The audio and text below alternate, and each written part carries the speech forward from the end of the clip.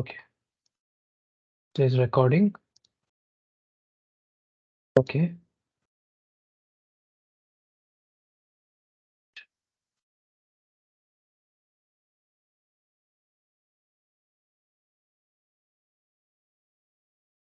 So what we'll be doing today, we'll be putting an end to this very mathematical foundational course to understand machine learning by seeing how do we use concepts that we have learned in probability and statistics in machine learning. I'll give you a flavor of probability, statistics, linear algebra, and calculus, which are the fundamental tools to understand machine learning and most of other fields in science and engineering as well. Okay. So today what is the plan of action? I will be showing you what is called gradient descent.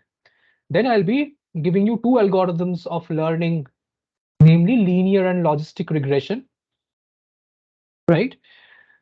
Linear and logistic regression. I'll be giving you two algorithms.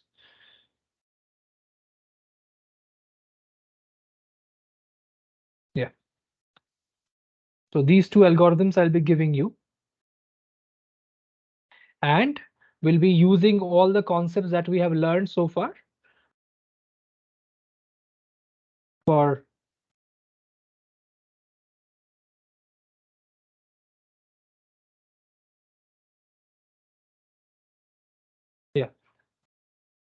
for addressing these issues. So let's begin.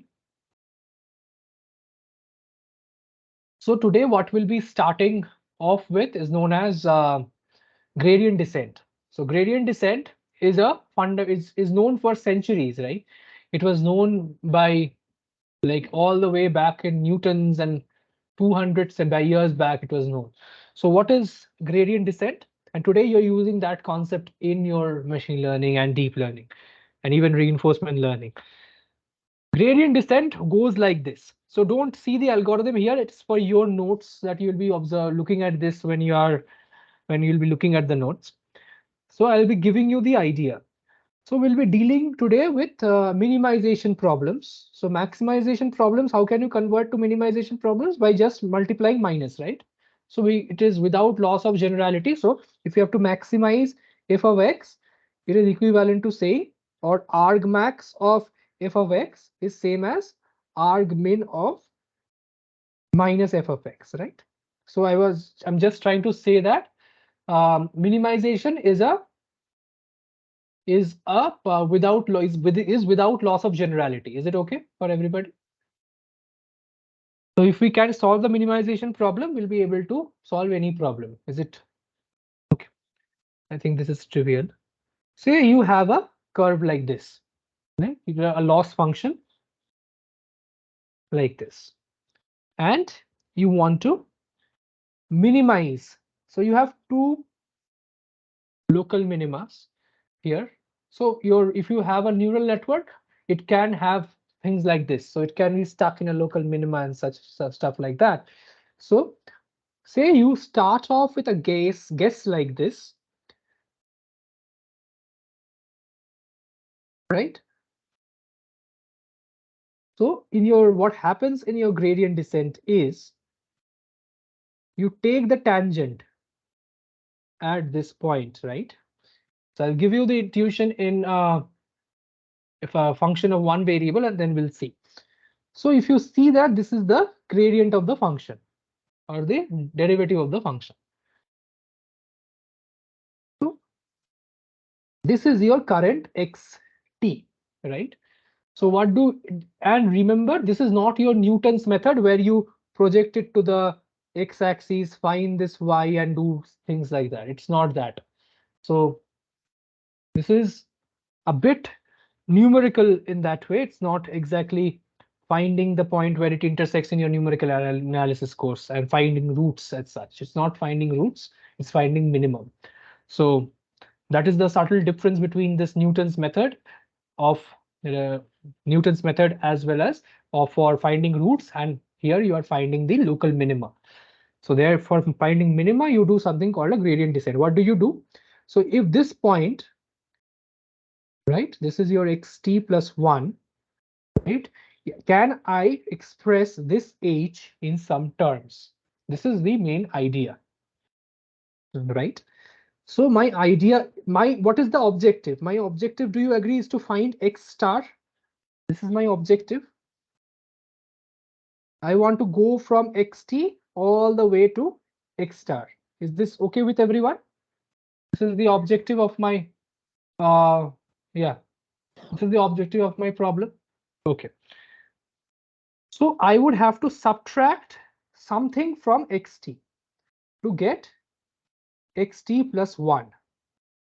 For today, I'll not be writing t on the subscript, I'll write it on the superscript, because subscripts may be examples that we'll be seeing later. Let's write it on the superscript. If I do something like this, and if I can know a step for choosing h, will I be able to derive the gradient descent? And since the word says gradient descent, so I'll be descending using the gradient. So h I'll be choosing as some hyperparameter, which is known as a learning rate. You can change learning rate accordingly using second derivative methods also, but we'll not be going into that. dl dx at x is equal to t. Or you can write xt as xt plus 1 as xt minus eta times. You can write eta t also. You can schedule the learning rates also, no problem. These are constants. Your loss function's derivative at xt. So I will show you why this is true. So do you intuitively agree? If your gradient is large, you will be taking a larger step.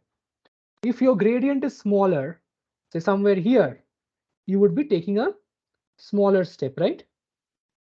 And when you reach 0, do you see xt, if xt is equal to x star, you will have converged, right? Do you see that? If x is equal to x star, then xt plus 1 is equal to x star minus eta times eta t. And what is the value of the loss function at the minima? The gradient of the loss function at the minima, as we have seen? 0. 0, because it's the minima. By definition, it is 0. So this goes to 0. So do you see xt plus 1 is equal to x star, isn't it? So this approach should be all right, isn't it? So if I am able to minimize, if I can show that your grade of your loss function is decreasing with time, that is L of xt plus 1 is less than loss of xt. If I can show that, then you are sure that you will reach here, yes or no? If at every step I can show if the loss decreases at every step,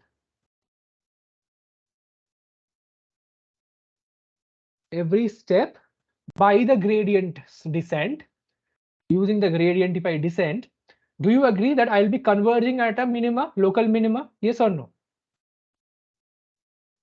Because at all other points I will be having a gradient, right? Yes. Only when I reach a global local minima will I stop. So your gradient descent only guarantees a local minima, right? Local solution, not a global solution. Is that clear? Yes. So now you can tell me, why did we study convex functions? So although people don't use convex functions nowadays, what is the beauty of these convex functions? You can use gradient So descent they have without, exactly. Tell me. They the have, local minima is the global minima. yes, local minima is equal to global minima in convex functions. So till now, when people teach convex, when they teach gradient descent, they teach for convex functions. And they tell you that, see, in neural networks and everything which are non-convex, where you have non-linearities, there what will happen is you will not be having a global minima, it will be ending up with a local minima. But all the science and all the theory that is being developed is developed on the convex functions for optimization. So you have courses. I've referred to one book if you are interested, the Boyd book by Boyd on convex optimizations. You'll see everything is on convex optimizations. So anyways, so you will be decreasing with time. So let us, so do you see that this is, so whenever there is large gradient, do you agree you are far away from the solution? Large gradient means far away Yes. from solution. So take larger steps. This is the intuition. Small gradient, you are close to the solution. So you stop, right? So you do something like this. You take an initial guess, say x0, and eta you choose to be some learning rate, say eta t as some learning rate schedule. There are theories for selecting theta as well. So I was telling you yesterday, semester long courses on optimizations. So how do you select eta t? We will be just treating it as a hyperparameter. You can select it between 0.001 to 1, like this. Smaller steps you take, you are guaranteed to converge. There'll be, if you take larger step, do you see you can oscillate, right? If you take very large eta, for example, don't take large eta, I'll show you. Do not take large eta t. Then what will happen?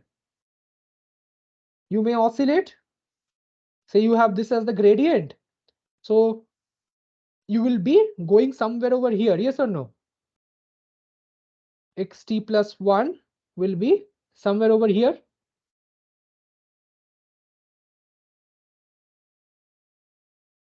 This is your xt.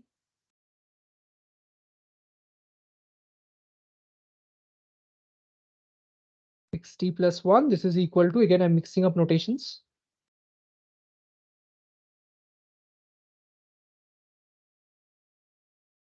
Right?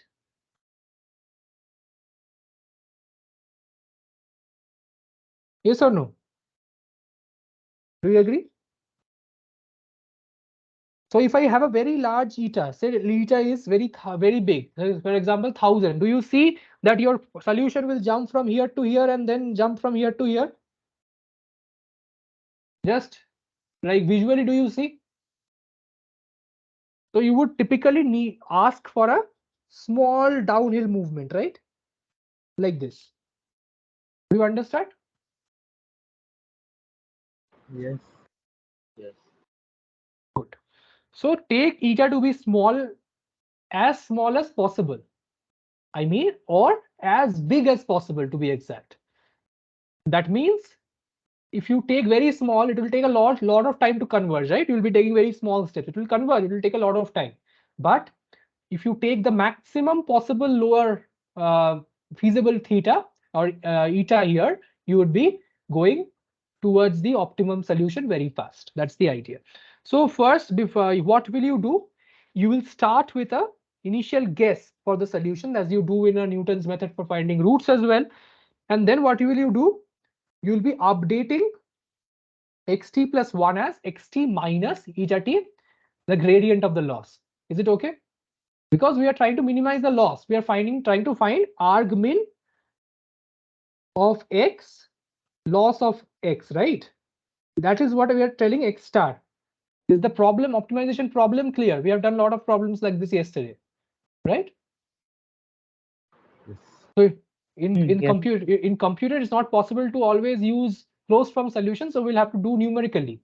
So especially in case of neural networks, where it is not possible to have closed form solutions. Even if you have closed form solutions like in logistic regression or linear regression, what will happen is the size of the matrices, if they are large, they have to take inverses of matrices, as we have seen before. We'll see today as well, no problem. Let's just try. So we'll keep on doing xt as xt minus eta times the loss. And then we would check if the difference between xt plus 1 and xt is less than some threshold that we have. Or you can choose number of steps that you want to do as well. But this is just to show the algorithm in terms of convergence. epsilon convergence. Do you see, if I set a threshold of epsilon, say 0.0001, and if I xt plus 1 less than xt is minus xt is norm, so we are using norm over here, right? Because xt is a, why am I using a norm? Because xt is a vector, right? It need not be a single number. So x, I'm using a norm because xt is a vector in Rn.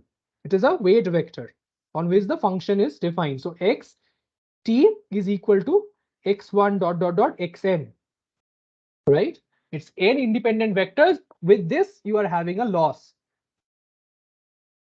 So this loss is defined on n independent variables. So that's why I will take a norm of the norm of xt minus 1. So these are xt.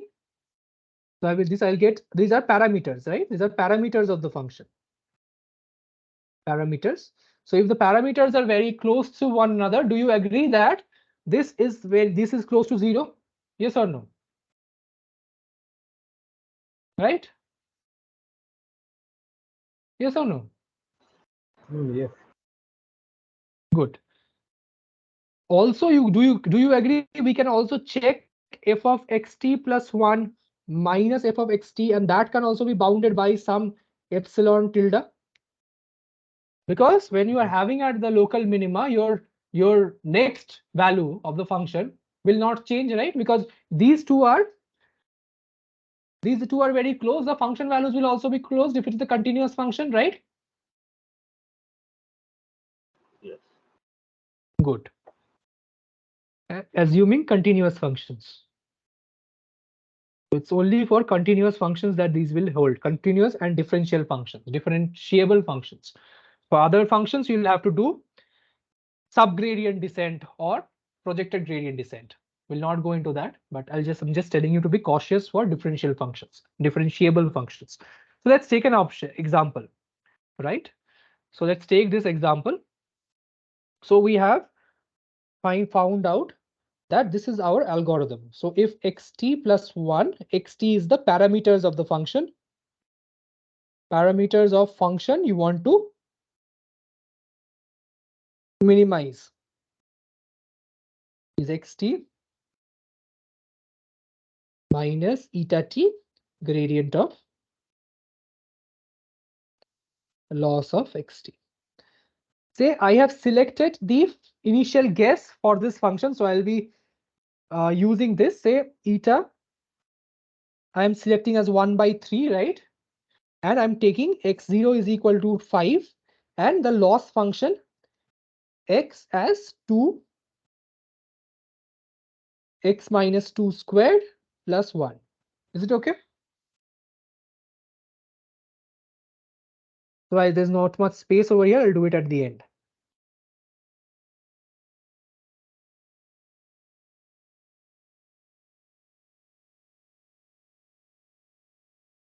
Okay.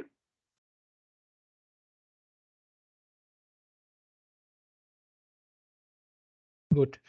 So tell me, what will I do to do gradient descent? Do 2 steps. The question is, do 2 steps of gradient descent on this.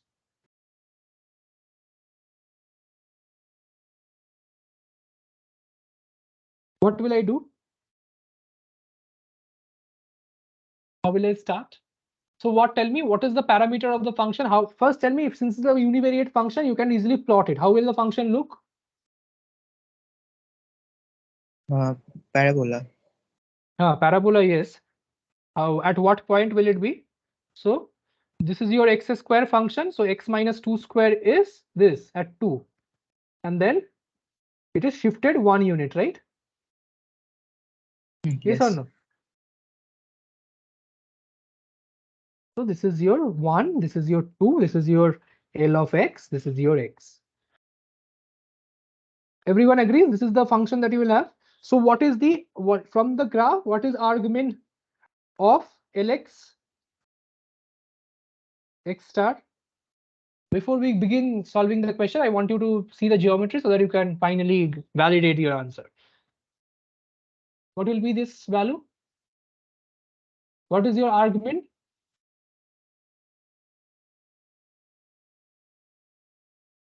Correct. 2, 1. Argmin. Argmin means the parameter. 1 is the value of the function, right? This is equal to 2, right? This is why I want to tell you. So to understand what is the function and what are these parameters. So parameters is only x over here, right? So Yes. so argmin x star is equal to 2, and you are right in saying f of x star is equal to 1. That is this is equal to min of x, right? So in machine learning, our desire is to find argmin because our formulation will be such that the arguments are important, right? We'll be building a model which will have a lot of parameters, which we will be having to optimize over. So you will be trying to find the optimal parameters using this. So minimum value is not our concern. Do you understand? In optimization, the minimum value is not that much of a concern, but the parameters optimal value is more of a concern. We'll be seeing that. Is it clear to everyone? So now we'll be doing the gradient descent. So tell me, what will I do? So step 1, my x0 is, so I will write x1 as x0 minus eta times, eta I have taken to be fixed, eta t as 1 by 3, and the gradient of the loss at x0, right? So tell me, what will this be? So gradient is same as the derivative in the one-dimensional case, right? Tell me, what will it be? So 5 minus 1 by 3 Yeah. So into first, 2 into yes. 5. So very good. So we'll first do the derivative. It will be 2x minus 2. 2 into x minus 2, right? This is the derivative of the function. Yes. So you are saying x1 is 5 minus 1 by 3 into x minus 2 at, or your x, this value at x is equal to 5, right? This is how you start off. So you'll have 5 minus 1 by 3, 5 minus 2, which will be equal to 4, correct? Sir, there will be a 2. 2 is there, no? So this is your 2 is there here, correct? So this will be 3. Yes or no? Very good. So now step 2, Yes. what will I do? Step 2. Now this is, if you have understood step 2, what will I do? So 3 minus 1 by 3 into 2 into 1. So x2 will be x1 minus eta t. So this, do you agree that this is a very mechanical process? You can just write a for loop and do away with it, right? Or a while loop in case your differences are important, but generally you are going to do only n steps of gradient descent, which is predetermined, which is a hyperparameter you choose beforehand, that I'll do 100 steps of gradient descent or 50 steps of gradient descent to optimize it. Anyways, 3 minus 1 over 3 into 3 minus 2, right? So it is 3 minus 2 by 3, which is 7 by 3, correct? So this is very close to, it has become, has it become 2.33 now? Yes or no?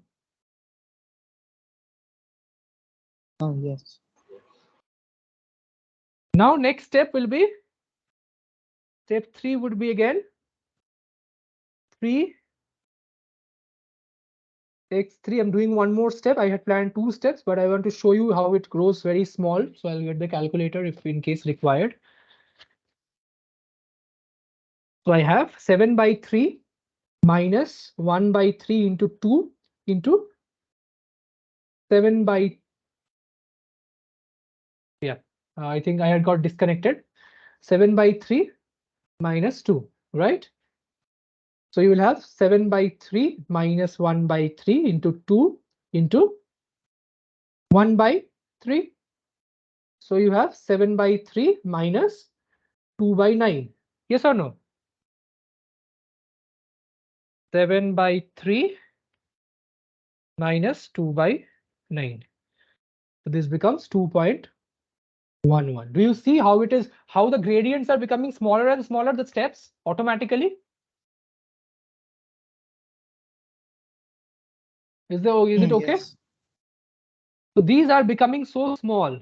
Slowly this will go to 0 and your x n t plus 1 will go to 2. Do you see the entire beauty of the algorithm? If you can choose an appropriate eta, gradient descent will always give you a local minima, right? Provided a continuous differential function you have. Is everyone okay? Can I proceed to show you why this is a valid step? Why? First, I wanted you to know what is gradient descent. Now I will tell you, once you have understood the geometry of gradient descent, I'll show you why is it mathematically correct to use gradient descent. Okay? And then we'll do 2 algorithms and do some Python programming. That's it.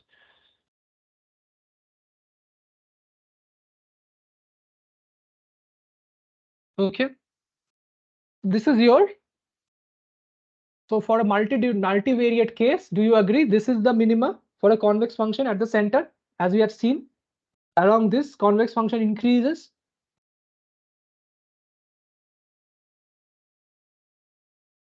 Yes or no? Is it okay? This is how a convex function looks. Yesterday we saw. Yes. The contours will be moving, the contours outside will be moving upwards. It will be going upwards. But can you tell me that for a concave function, where will the contour lines be? How will it be? And if somebody of you are from the ICSE board, they have done that in class 10 in geography. You have used those contour lines. Will I it don't be know a other. kind of a one? So you will have a Like, reverse, right? Because for example, say minus x square plus y square as some z. So this is a concave function. So do you see that this z that you will have will be something like this, isn't it? Will be below the. So if you draw the concave, if you draw these circles, they are decreasing value or not, right? The larger circles are decreasing value, yes or no? The maximum is at 0. Max of z is equal to 0. So concave functions concave increases inside, and convex functions increases outside. So where did we use this in your geography topo plots? We use it to plot contours of hills, right? That's how cartographers do maps. They do contour plot of hills. So hills will have a, it's a concave function, right? The hill has a smaller area on the top and it goes downwards, right? So just a little bit out of context, but I hope you understand, right? The hill is something like this, and then minimum circles are on the top, the maximum ones are down, right? So, but your height is maximum at the smaller circles. So just remember that for concave functions only, you have the minima at the center. For convex functions, you will have a maxima at the center. So I was trying to say, so if you do gradient descent, do you agree you will be doing something like this? And then you will be reaching, so it's like taking steps along the gradient. So parallel, some steps will be taking according to the gradient, right? So if we are going to take some steps according to the gradient, we'll see why is it that it will minimize, it will reduce always. So what is our objective? Our objective is to say f of xt plus 1, do you agree, has to be less than f of xt. This has to always happen if we are optimizing.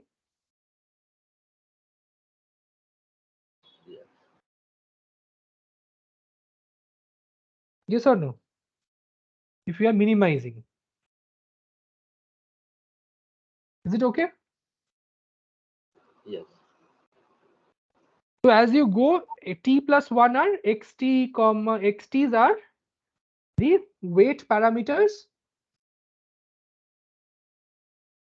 at t steps of gradient descent, right? So the more steps you do, your function value must decrease, as Brahmojit is agreeing. Others also agree to it? Okay. Yes. So your xt plus 1, we have said, say we are trying to say why is this a valid thing. So let us take any descent direction. So let us take a direct descent direction gt, right? So do you see that this is your xt and this is your xt plus 1? Do you agree? Again, I'm mixing up notation. Sorry. Subscripts are easy to write. I just won't want to write it. Is it okay?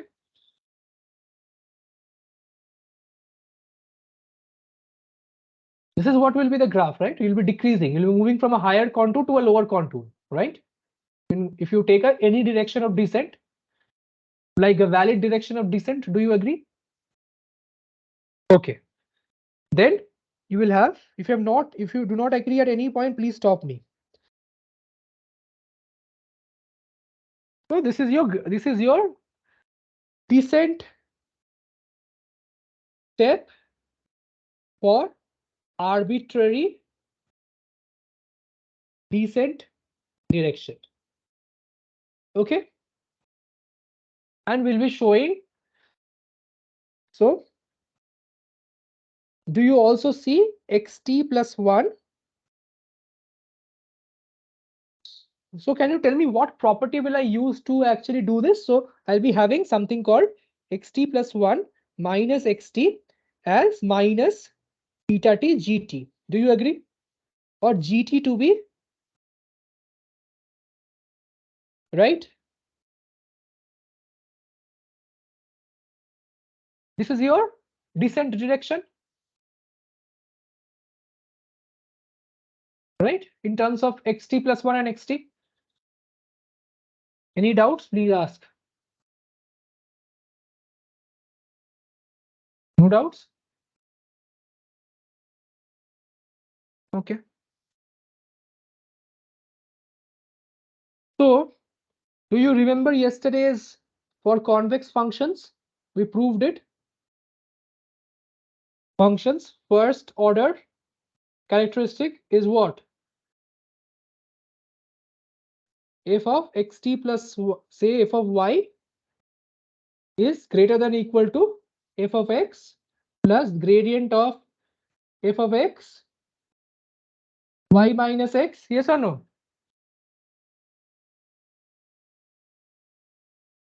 We proved this yesterday. Yes. That the tan, if you go along the tangent, you will be always below the curve for a convex function. So we are doing it for convex functions, so we can use this. So let y is equal to xt plus 1 and x is equal to xt, right? So do you see y xt plus 1 again, sorry, xt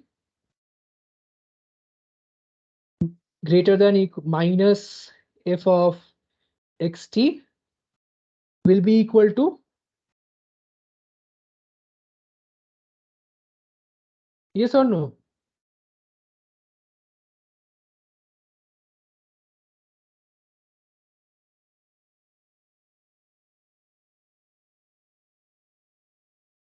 Correct? Yes. So what can you say about this quantity? Someone else? I have already told you what should be the property for a proper gradient descent.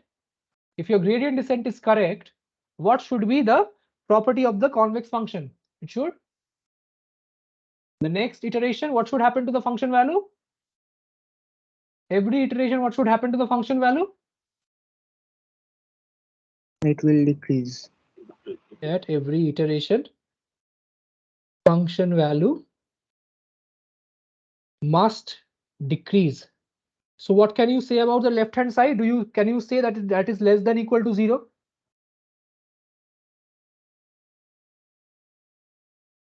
Right? Because Yes.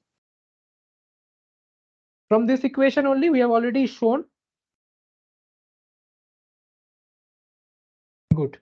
So your gradient of xt, right? F of xt minus f of is less than 0, right? Yes or no? I hope this is clear. So do you see one thing? Do you see that this function value, the gradient is makes an opposite obtuse angle. Your gradient makes an obtuse angle with xt minus 1. So this is because we have already seen this, right? This is if is your xt minus xt plus 1 and this is your xt. Do you see that this gradient will be in this direction or any, like it is the direction of maximum increase? Yes or no? That's why the dot product is less than 0. Your theta has to be greater than 90 degrees. Yes or no?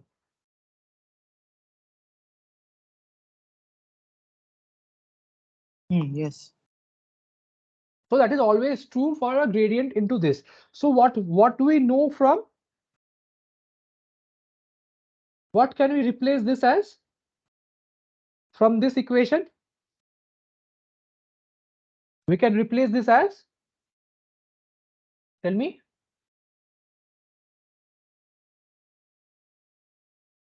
From gradient descent, any arbitrary descent step, what can I replace this as? Can I replace this as eta times gt? Yes or no? Your xt minus 1 Yes. Yes. or minus eta times gt? Yes or no? I think it is correct, right? So if I replace this as minus eta times gt, do you see that xt eta will be is a constant transpose gt? Negative of this is less than 0. Correct? So I'll just check if my calculations are right.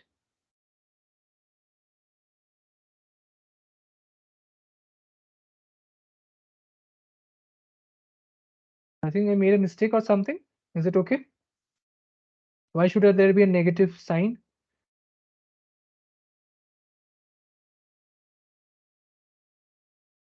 Let's see yesterday the equation that we had derived.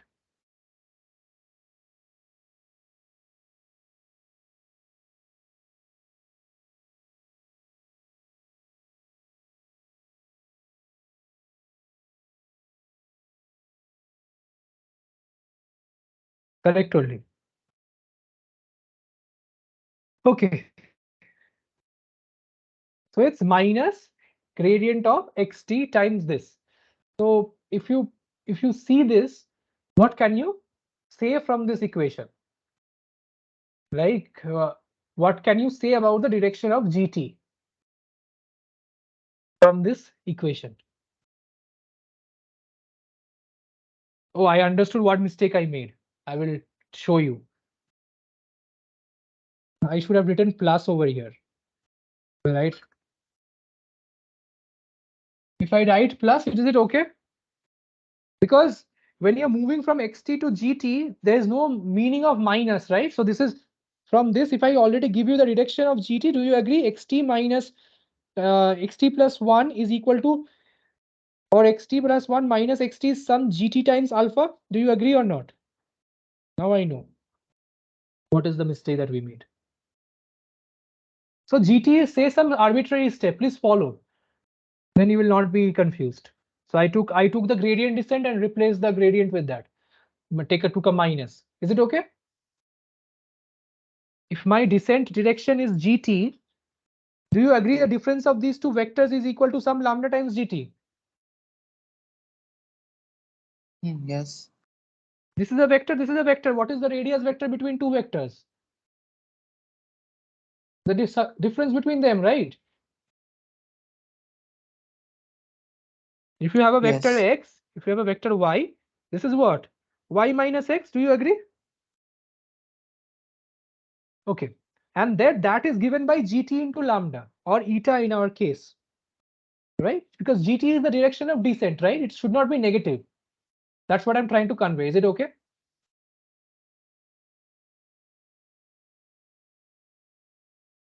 Eta Yes. t must not. Okay. It is okay. So this is this equation, right? So your gradient, your derivative of xt dot product with gt has to be less than 0. Do you agree?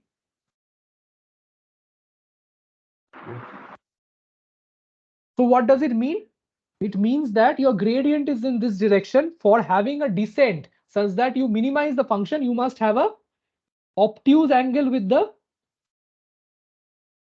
gradient, right?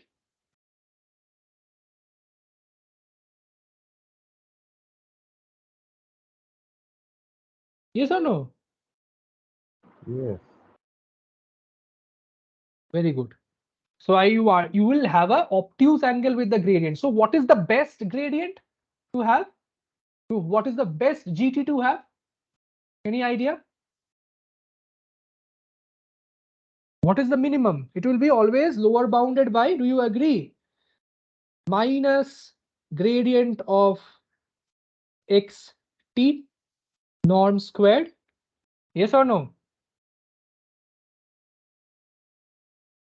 Mm. If I take gt to be minus gradient of xt, so then they are at 180-degree angles. So that is the maximum negative you can get between two vectors. Yes or Yes, no? sir. So that's why people take gt to be minus gradient of f of xt. Right?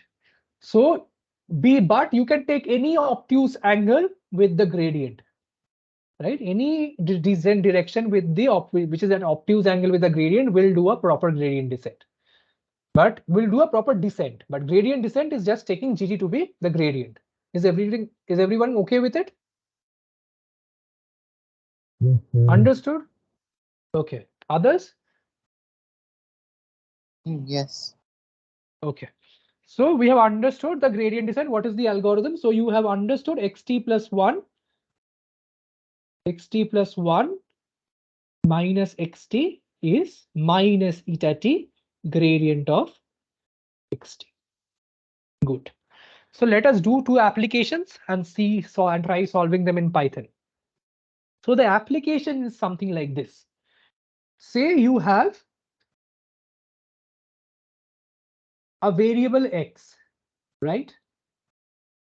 For example, this is your weight, and you want to predict height of a person, right? So do you agree there can be some height h as some c times w plus some h, say, or some c, right? If we say we will be modeling height as a linear function of h, we can do that. So you will have something like this if the data points are something like this.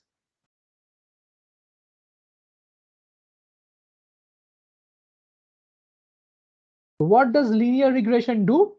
It gives you a best fit, as we have already seen in linear algebra, right? So this should be a cakewalk for us, isn't it? We have already seen this best fit problem. We tried to find out from multiple equations and very few variables. Yes or no? This is one training example. So your x comma y are training examples. These are called features, and this is your output label. So what do we model this as? As we had seen before, we model y cap as W1. Tell me, if X is a vector, how do we model it? W transpose X plus B, yes or no? That's a linear function, that's a line. Or you can write this as yi tilde as W1, 1.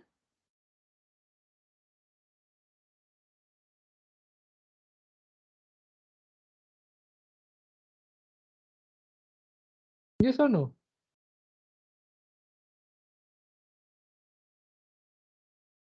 Right? Which will be say W0. Is it okay? Do you understand? Yes.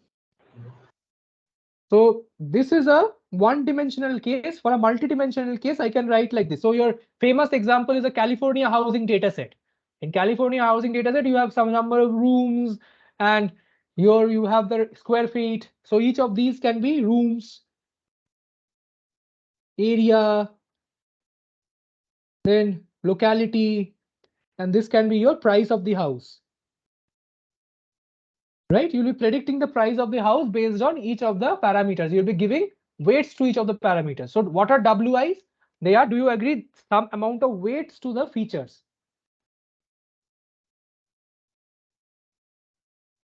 Right?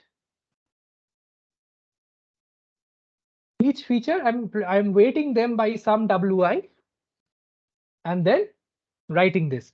So do you see that YI I am modeling as 1 x1 1 x2 I dot xni, right, times W1 W2 Wn, right? It's the same thing, right? I have written this equation in terms of a vector method. That's why you're seeing how I'm relating machine learning to vectors and matrices. Yeah, go ahead. What question?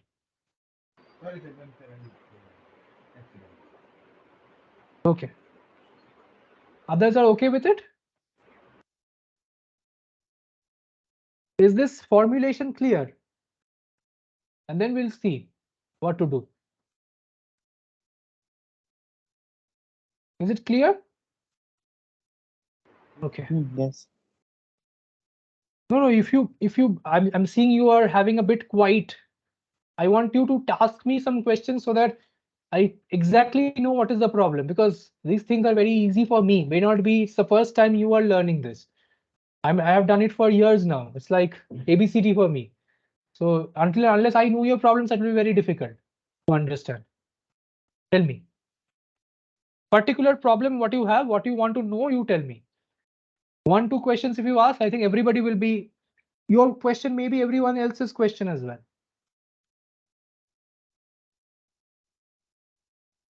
Okay, if you don't have any questions, let's start. So do you agree that this is, if I have n examples or m examples in our case, your y vector as y1, y2 or ym, I can vectorize this as your X matrix, which is a M cross n plus 1 dimensional matrix into W, right? Which is what we want to learn. So all the people who have done my sessions for linear algebra, do you remember this problem? I've also given you this problem in an assignment in a linear algebra class. In your assignment also it is there. So it is some y tilde is, or your y here is some xw, right? Do you remember this problem? So it's like b equal to ax problem, right?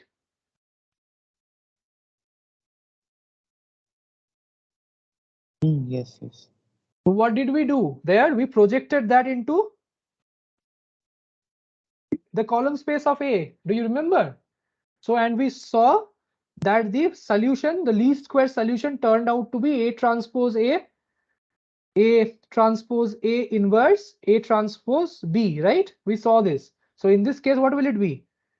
Your optimal W will be X transpose X inverse X transpose Y. Yes or no? This should be your optimal W. We'll be seeing it with calculus also, but linear algebra, we saw this.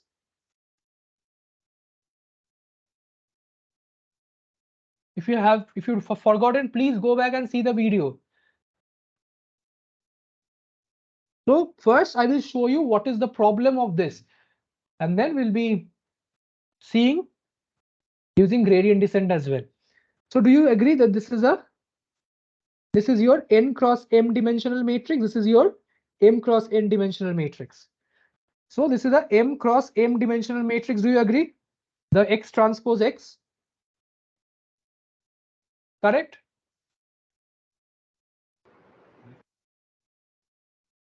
It will be n cross n. N cross, sorry, n cross n.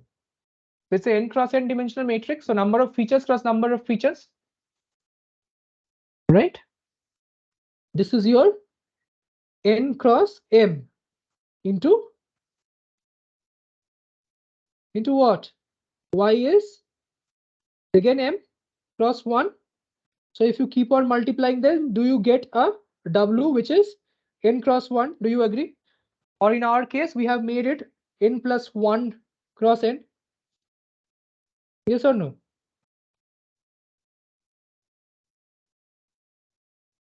Correct?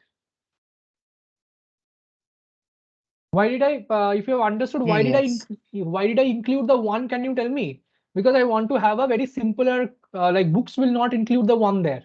I have included the 1 there because I don't want to put a bias term outside. So do you see, if I do not have this C term, I will not be able to model lines like this, right? I will be only passing lines to the origin. Yes or no?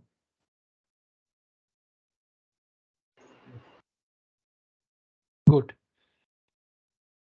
So this is your n plus 1 plus n plus 1 dimensional vector. So your, first of all, this may not be invertible. First problem may not be invertible, right? The rank of X transpose X is can be less than equal to n plus 1, yes or no? We have already seen that. Is it okay? Yes. So it may not be invertible is the first problem. What is the second problem? Your features in case of ResNet is trained on 256 cross 256 cross 3 bar 512 cross 512 cross 3 pixels. Just think of the inversion. This is the number of features. If I have so many features, just think of the inversion problem. That itself will become a very difficult or incomputable problem to do. Compared to that, gradient descent is a simpler solution. Is the intuition clear? For nowadays, the second problem is not that large for images and things like that because the computers are extremely powerful. But the first problem still remains. If you cannot solve it numerically. If it is, do not have a full rank, right? It must have a full column rank. Do you agree? Okay. Is it okay for everyone? Can I go ahead? Yes. So how do I, in your school, I think we used to, your teachers in your physics, you used to draw lines, voltage, current and everything. You used to do experiments and draw those lines, best fit lines using eyes. But most of your teachers in your lab used to tell this should minimize the root mean square error or a mean square error, right? So the idea is the loss is, so this is equivalent things. The loss should be y tilde I minus yi squared for I equal to 1 to n. So let's take scale that as well. So this is your, do you agree this is your prediction and this is your actual yi, correct? There is an error. For every point you will have an error or not? Correct? This is your error.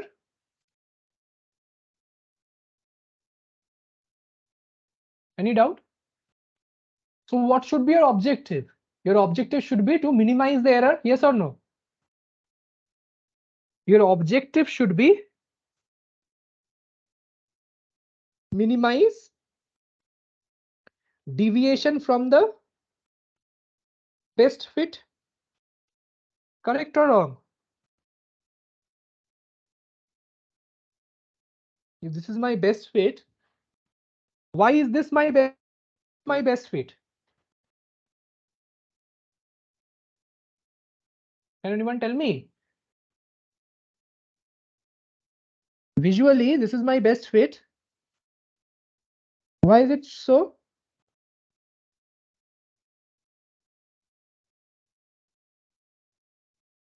So EI is YI cap minus YI, right? This is the predicted minus actual.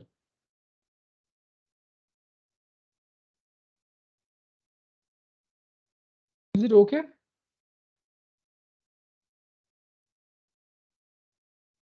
Yes. So, but you see, if the noise that is in the data, this error is due to some noise, right? Again, I'm really relating probability now with this. So if your data came from Y as some X transpose W transpose X plus epsilon, where epsilon is some noise with mean 0. Do you agree expected value of error would be 0? Yes or no? Yes. So the error is not a good loss function, because some will have a positive error, some will have a negative error. Yes or no? Because your Y, you will take expected value on both sides. This will go to 0, and you will be exactly able to map this W transpose X using some functions, and then using some Y hat. So you'll be going to 0. Error will go to 0. So you need to have either modulus of the error or the square of the error. Modulus of the error is difficult to train. It's not differentiable. Do you agree? Mod of W is not differentiable at 0. So we take the square of this. Is it clear with everyone? This has all the good properties of a least mean root mean square error or a square error. Yes or no? Square function is very nice. So what is the loss that we are minimizing? We are minimizing L of W, or we have to get this problem, right? W star is the argmin of W. What? 1 by M, I equal to 1 to M. Why I am going to take 2M for a reason. Just bear with me. Let's keep 2M. It will be easier to compute. YI cap minus YI squared. Is this okay? Is this a valid loss function? Will this be able to minimize my best fit? It will minimize if I generate this loss, use this loss and optimize for it, I will get a line or parameters of a line that will give me the best fit or not. It will give me the correct. And this is also a convex optimization problem. Convex, because x square is convex, right? Yes or no? Why did you take 2M? Because I'll take derivative, that's why. For my, Oh, okay. I can manage for that using the gradient, right? Gradient term, eta term. Yes or no? So you can do multiply by any constant you want. There's not a problem in a optimization problem, right? Your x square, mean of x square, argmin of x square by 2 plus c is same as argmin of x square, right? You can always multiply and add constants. Is it okay? Okay. So what did I say? So this function, the L is convex. This is the first thing I said. Second thing, what did I say? The solution will minimize the mean square error and find the best fit. Is it clear? We have seen two approaches for this problem. We have seen which approaches have we seen? Projecting onto the subspace of X, and we have also seen the approach of, we'll be seeing the approach of gradient descent also. So now tell me, where is the parameter W? So I'm telling you this is a function of W. Where is the parameter W? I can't see W in my equation. This is the W transpose X. Yes, this is W transpose X. Very good. Pay attention. If only one or two people are paying attention, please. So then what will I have? Do you agree? D gradient of dl dwj, the jth parameter if I am taking derivative with, because W is, do you agree? W0, W1, dot, dot, dot, Wn plus 1, correct or wrong? There are n plus 1 parameters. I have modeled y tilde as xw, yes or no? I have said y is equal to xw, correct? This is n plus 1 cross m, and this is m cross n plus 1, and W is n plus 1 dimensional vector, right? Yes or no? Yes.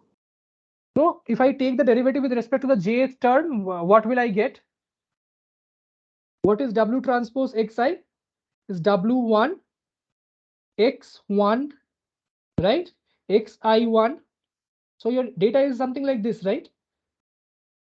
Your data will be X11, X12, dot, dot, dot, X1n. And I have put 1 here. 1 is in front, X21, X22, dot, dot, dot, X2n. Correct? Xnn, will be a data. This is your X1, this is your X2, this is your Xn. So W transpose X1 will be, W transpose Xi will be what? W0 plus W1. Tell me, Wj X. Let me write in 1, 2, 3, 4 terms, and it will be easier for you. X. What will it be? Ij? Yes or no?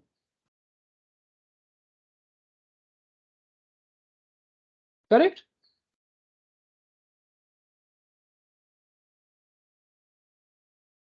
I'm multiplying this vector, right? Wn plus 1.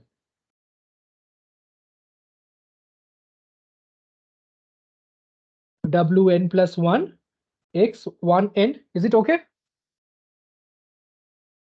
Yes. So what is the derivative of this? dl dwj.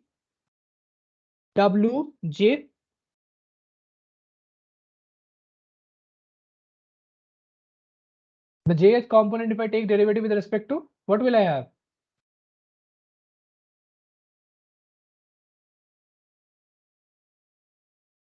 Yeah, Irfan, tell me. J can be anything between here. You're not audible, Irfan.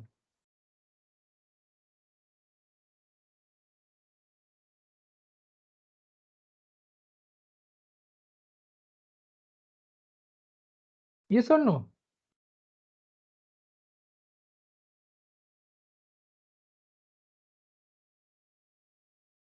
With respect to W, I am taking the derivative. So W1, X is constant. So W1, if I take derivative with respect to W2, what will it be? 0? Yes, sir. W2 with respect to W2 will be equal to 1. Only one term will remain, right? The Wj term. Yes or no?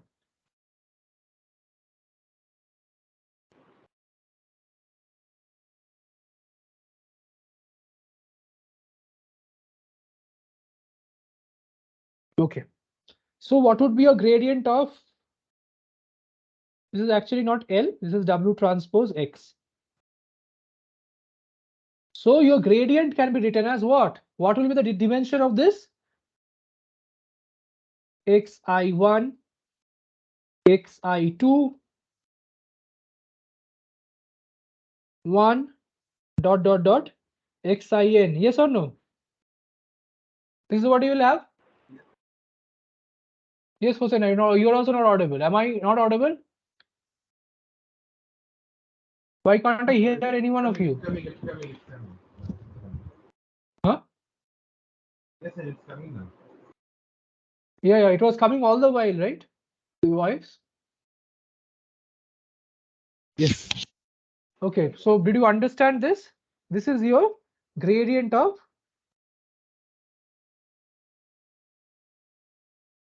with respect to w, right? So you can write a derivative with respect to a vector as a vector. This is a scalar. Understood? Where each of the terminal component is the gradient with respect to that component. It's not difficult, right? Okay. If it is clear, then tell me what is the gradient of this with respect to ij?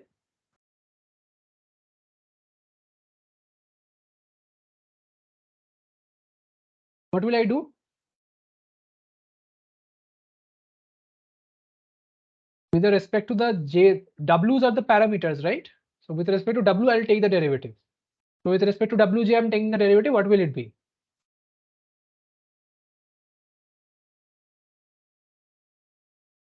The derivative you're not being able to take. It's a problem, na?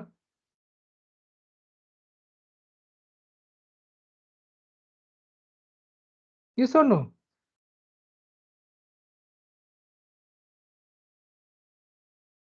Into what?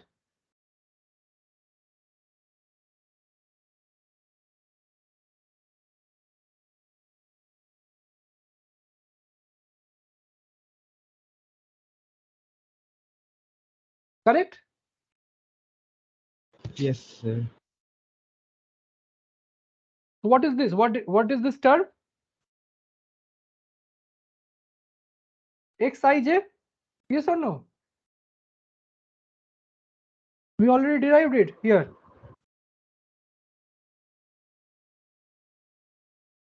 Okay. If you're not paying attention, what can I do? 1 by m I equal to 1 to m yi cap minus yi xij. Correct? So what can it be written as? Can we write it in terms of some vectors? Do you agree this is also same as writing x transpose xw minus y?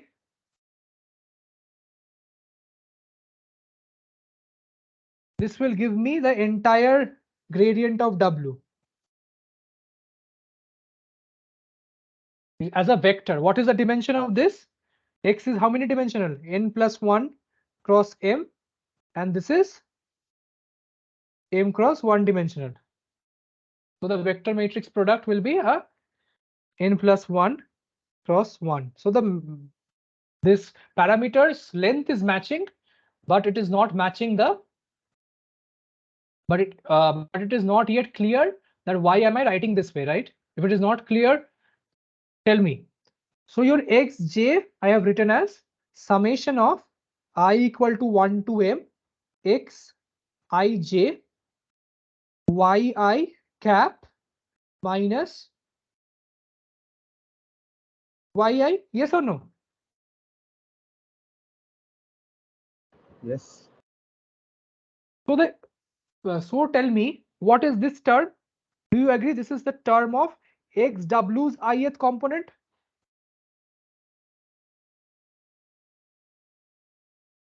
So you have x like this, right? x1, x2, x3, dot dot dot xm. Correct? Yes or no? You have these terms, and you're multiplying w0, w1, dot dot dot wn plus 1. Do you agree? Yes or no? Yes. So the jth term What will it be? Do you agree that will be your xw's jth term?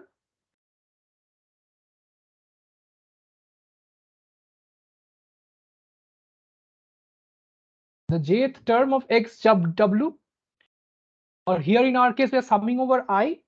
The ith term will be the ith term of xw when you will multiply. Yes or no? Which are, this is nothing but what will you get as linear combinations of w transpose x naught, w1 transpose x1. Yes or no? W transpose x2 and so on, W transpose xn. This is the product, right? Yes. So the jth component is W transpose xj or not? Or the ith component is W transpose xi or not? Yes. So it is nothing but xw's ith coordinate or not? This is a vector, this is the ith coordinate or not? Okay, I think it's more than enough explanation. And x, I am summing over all the i's, right? Means I am summing over all the features for all the examples for a particular feature. So what will I do if I am summing over the columns? So if I can do this for every I, can I write a vector form of this? So what is the dimension of this? It is a, how many dimension? M cross 1, or right? M examples. Yes. I'm just subtracting the y vector which has m examples with it instead of doing element wise. This is called a vectorized implementation.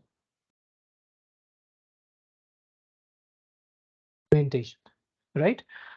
Now, this is m cross 1, and with every element that you are having here, what are you multiplying to get the appropriate component coordinate? What are you using? You're subtracting y's, right? y1, y2, dot dot dot, yn. So you have a vector of this form: w transpose x1, w transpose x2, dot dot dot, w transpose xn, minus y1, minus y2, minus yn. Agreed? And when I'm taking the sum, do you agree I am taking the sum of these terms? X 1 1, or you can write 1 1 1 1 1, x 1 1, x 2 1, x 3 1, x m1, dot dot dot, x n1, x n2, dot dot dot, x n m. Or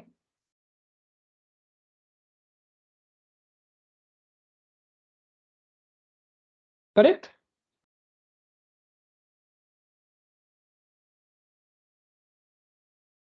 Yes or no? This will become a n plus 1 cross m dimensional vector. Do you agree?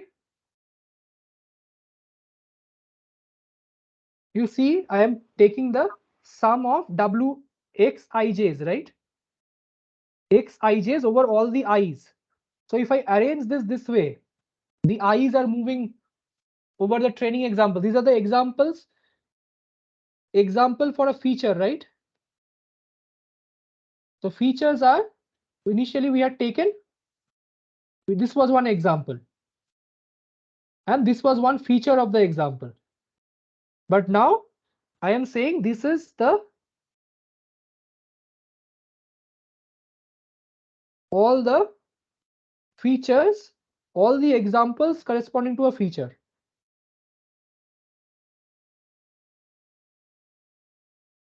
Feature. So do you agree this is X transpose? Okay. Yes. So from this very definition, this is m plus 1, and I am going to add xij's. Xij's are the ith example jth feature. So, and I'm summing over sum over example, which means what? Nothing but x transpose xw minus y. This will give me the number I want or gradient of the loss. Is it clear? This will give me a, what will be the dimension of this? N plus 1 cross 1. Do you agree? This is going to be the dimension of this, which is matching the dimension of W. So do you see that this entire equation for every j I have converted to a single operation in a matrix vector matrix product. This is why I was telling you learn matrix vector product as a linear combination of columns. If you have understood that, then this is a very simple thing to do, right? It's a single operation instead of doing sum for every wij. Is it clear to everyone? So at optimality, what will happen? This will be equal to 0 at optimality, right? Yes. At x star. So what do you see? You see x star transpose xw is equal to x star y, right? Or w as x star. There's no question of star actually. Star will be w star. Again, your x is the matrix, right? X is the training matrix. So w is the parameter we want. W star will be x transpose x inverse x transpose y. Is it matching to the thing that we had done in the linear algebra class? It is exactly the same thing. Yes or no? Yes. So, but we said we will not be doing this. What will we be doing? So we'll be replacing w as wt plus 1 as wt minus some eta t by m x transpose xw minus y. So this is a n plus 1 cross 1, n plus 1 cross 1. This is also n plus 1 cross 1. And I will be continuing this until and unless wt plus 1 minus wt, the norm of these weights are some epsilon or fixed, say 100 but 1000 iterations. So this is the algorithm that you will get for a linear regression. And finally, when you plot W, I'll show you the code and how will you get it. Then you will get a line like that. Is it clear to everyone? Is linear regression algorithm clear?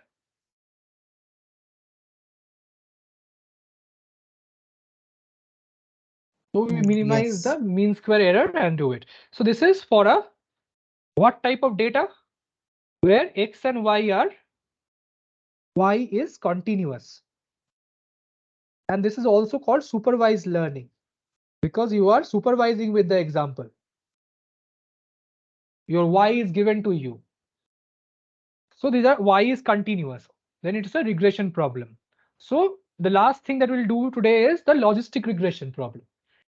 Like the logistic regression says that I will be having a classification problem. Say you have a data set in which you are trying to say a person has COVID or not from the scan of a person, right? So say from the scan of a person, the person having COVID are here and not having COVID are here, right? I want to build a hyperplane that divides these two such that the hyperplane will say W transpose X plus B greater than 0 is a positive class and W transpose X plus B less than 0 is a negative class. This is the way to look at it from a linear algebra point of view. Is this problem statement clear? I want to draw this line, right? Is it clear? That divides these two data sets. Okay.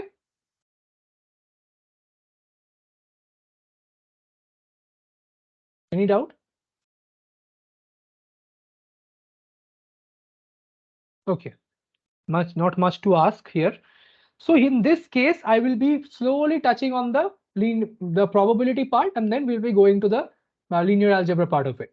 So in terms of probability, do you think if I have a model, say model is theta, right? Then the log probability of theta for any given x, comma y, I have to maximize this. This is called a maximum likelihood estimation.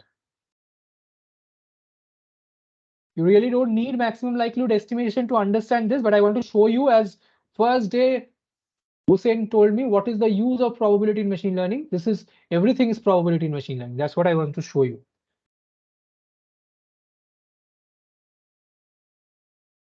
See, maximum likelihood estimation says that, say if you have a probability, right?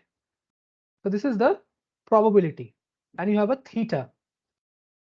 You have a theta, p theta of x, right? So will you select the parameters such that the probability is maximized and it is very similar to the data? Yes or no? You will select those parameters.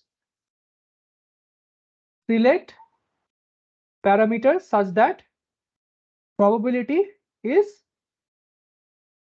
p theta of x is close to px, right? Actual probability, yes or no? Do you agree? You want to select, so this is your p of x. Say this is the difference between p of x and p theta of x. Then if it is difference between them, at what point do you want to select? You want to select at this point, right? This is the theta you want to select, yes or no?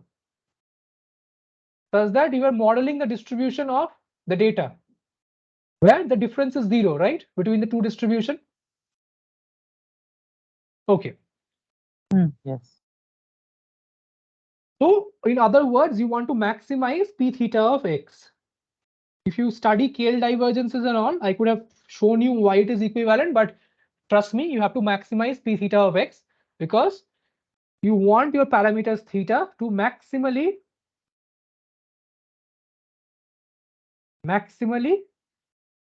address the probability of a data point or a data set, right? So x here is a data set. So what does p theta of x tell me? This tells me how likely, without KL divergence also I can teach you. This is what I will teach you. How likely is theta modeling px? Do you understand?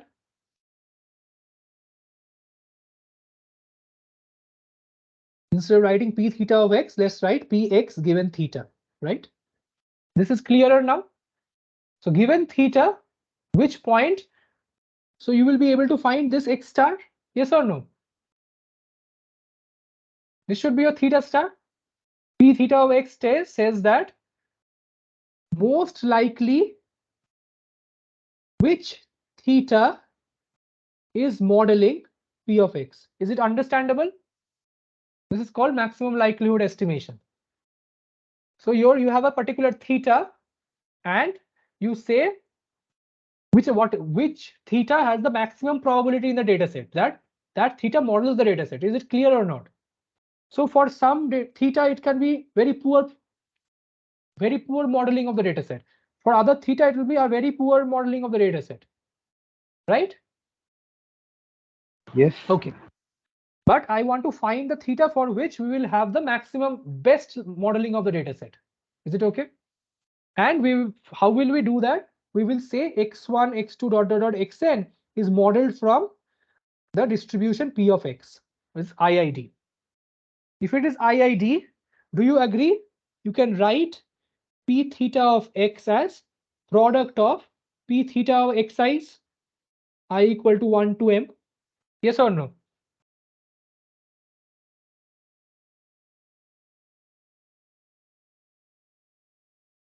Let me just clarify this if you are not following. Say this is the first thing. This is known as maximum likelihood estimation. Maximum likelihood estimation. You have px, which is known as the data distribution. P theta is known as the model distribution, right? Which is you will be modeling using the model parameters. So if I have something like this, as this is theta, this is theta star, this is P of x given theta. X is the entire data set. Entire data. Do you agree that you do not have access to x? Px, no access, right? Do you have access to Px, the actual distribution of the data? What you have access to is actually, any idea? In just now I showed you points on the line, right? You have access to samples from the data, right? Yes or no? What will you have? You will have training examples, COVID scan.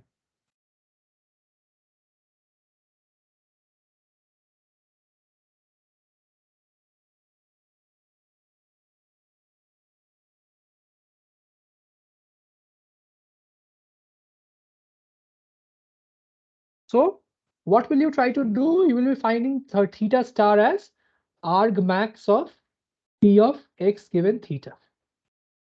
This I am writing as P theta of x. Because theta is not a distribution, of course, here. Is this okay?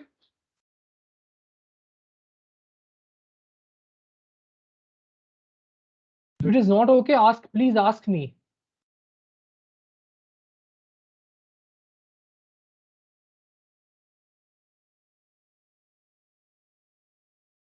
Okay. So what is P theta of x?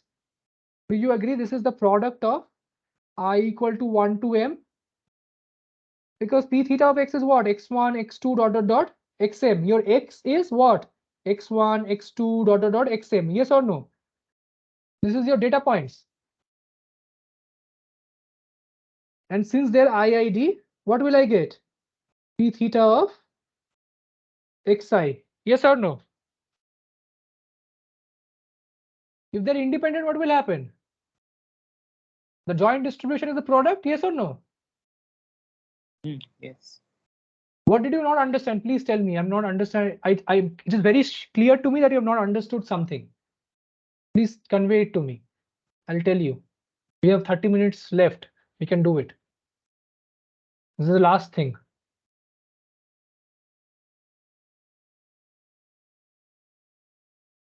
What is not clear?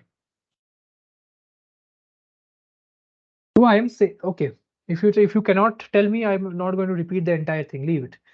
So I will try to maximize this, right? My idea is maximize this. So do you agree? Log of P theta of x, it is equivalent to maximizing log of P theta of x.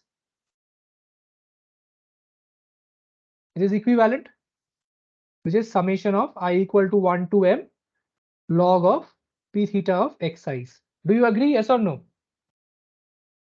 Why is it equivalent? Because log is an increasing function, right? Monotonically increasing function. So if x is less than y, f of log of x is less than log of y. Yes or no? Yes. So your arg mean of f of your sum P theta of x is same as arg mean of log of P theta of x. Yes or no? See, products are very difficult to deal with computers, so we'll be converting into a sum. Is it clear to everybody? Yes. And if this is clear, it is okay. Now, in the first part, in the maximum likelihood estimation, what is not clear? You just please tell me. And this is the last time I'm asking. After this, I'll not have any opportunity. So you have a theta over using which you're trying to model the distribution. So at a particular point, you will be having the best fit for the distribution. That is here. The probability will be highest, right? Right? P of x given theta will be highest at a particular point. It for some models it may be high. For some models maybe it may be low. Right? This is model 1. This is model 2. This is model 3. Some models may be able to say a linear CNN may be able to find out a cancer or these type of data sets better compared to a linear regression or a logistic regression. So, but but the basic idea will still remain the same. At a particular point within the model, you will have theta star, which will best model the distribution. Okay, I think I have made good justification. So do you agree if I have a data set like this? So I am now coming to what is called a logistic regression, right? What can I model here? Can anyone tell me? Can I model? So what is my actual goal here to do? What can I model? So what is xi is here? This is x comma y. Do you agree? Right? Yes. This is x is your features and y is your 0 by 1 label, right?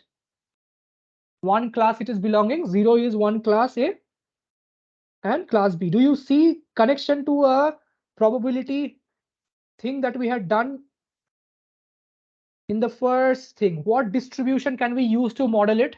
What can we use p theta to model it? Bernoulli distribution, right? It's a two outcomes. It's like a coin toss, yes or no? Yes. Yes. Yes. So what can I say? I can say p theta of xi can be equal to Bernoulli of, I will be using some model. Let me see what I have used as a notation. So I have used notation mu theta of xi. So this will give me the probability that the pth point belongs to, it is equal to say p. This is some probability p. What does it tell me? The probability that xi is equal to 1 is mu theta of xi. Is it okay? And p theta of xi equal to 0 is equal to mu 1 minus mu theta of xi. Yes, sir. Do you see that I have modeled a distribution using a neural network or any logistic regression? I will be showing you a linear function that I'll be using to model. So can I use the model like this? Some function of W transpose is a linear function such that what has to be p between 0 and 1. Do you agree? Yes or no? Yes. So I have to map, but this will be between, this will be R, right? This will map from R to R. If this is a function f, this is y tilde equal to this. So y tilde maps from R to R. But I have to, that I will come to. Don't worry. Just now understand the probability of logistic regression. Linear regression also you can look up. You can model it using the normal distribution. I just want to show you one case here. Please look up linear regression is modeled using normal distribution. Please look it up if you are undefeated. So it's yi, not xi. If you have not so probability of yi given xi is modeled this way, right? Right. So your xi can be written as probability of p theta of yi given xi into probability of xi, right? Yes or no?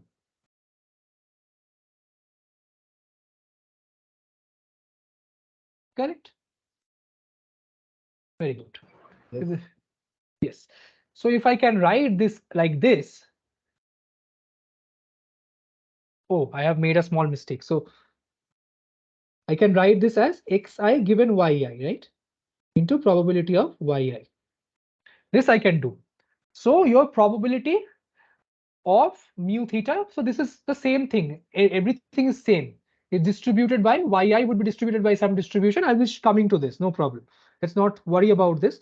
But your probability of yi being equal to 1 given the model, given the data x is modeled by this Bernoulli distribution. Is it clear to everybody? No doubt.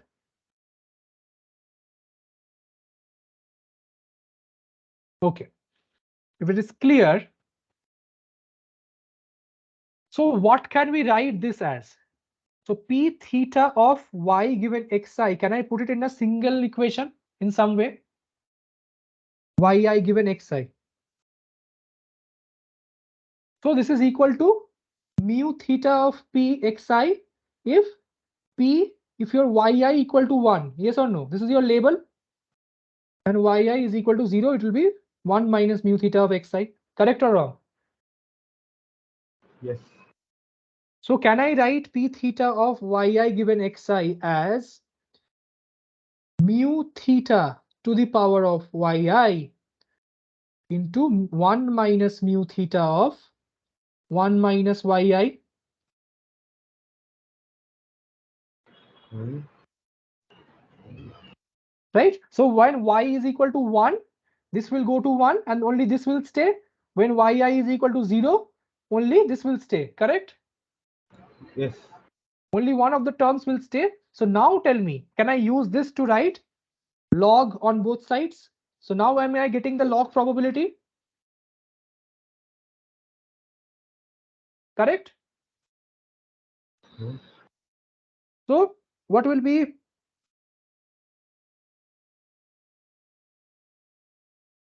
the data set? What will be the probability of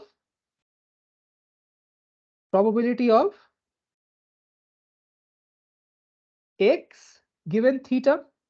I'll come to why I got it in this form, but do you agree this will be a product of individual components from 1 to m as we have seen? Yes or no?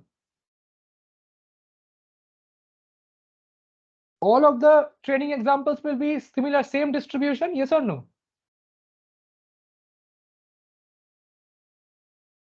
Yes or no, man? This one we Yes. have found here. So this is equal to I equal to 1 to m yi log of mu theta of xi plus 1 minus yi log of 1 minus mu theta of xi. Correct? And you want to maximize this. So if you want to maximize this, it is equivalent to saying loss of w is yi log of, say yi, this I'm writing as yi cap plus 1 minus yi log of 1 minus yi cap. Summation of I equal to 1 to m. I can always put a constant outside, right? Minus is this. And w star will be argmin of LW. Do you agree?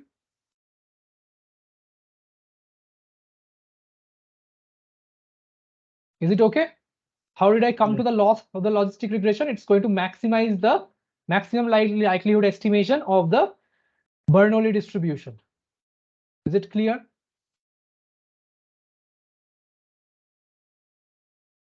Okay. Yes. So two things to understand here. So your how to convert R between 0 and 1. So I have my yi cap has to be some function sigma w transpose x plus b, right? So I am modeling a linear regression, a linear function, right? And I'm putting a non-linearity over here to convert it into normal 0 between 0 and 1. There is a function known as sigmoid function. This is 0.5 at 0. Sigma of z is equal to 1 plus e to the power minus z. Z is between z. So sigma maps between r to 0 and 1. And it's an increasing function. Do you see? See z as minus infinity. Z equal to minus infinity. Sigma z is 0. Z at infinity. Sigma z is 1. Yes or no? So this is called an activation function. Good. So I can use a linear regression, a linear function, and then use an activation function known as a sigmoid function, right? And then that will be converting it to my mu theta of xi. Is everyone clear with it? Z is equal to W transpose X plus B. I will write the equations down clearly, but is the intuition and the idea clear? So in this loss, if yi equal to 1, do you agree this has to be very close to 1? Otherwise, you will have a large loss because This term will go to 0 if yi is 1. So to minimize the loss, this has to go to near 1. Yes or no? This is the intuition of the loss. Many people will just say loss is y log y cap minus 1 minus y, 1 minus y cap, right? So if y is equal to 1, what will loss turn out to be? Minus log y, which is minimized at y cap equal to 1, right?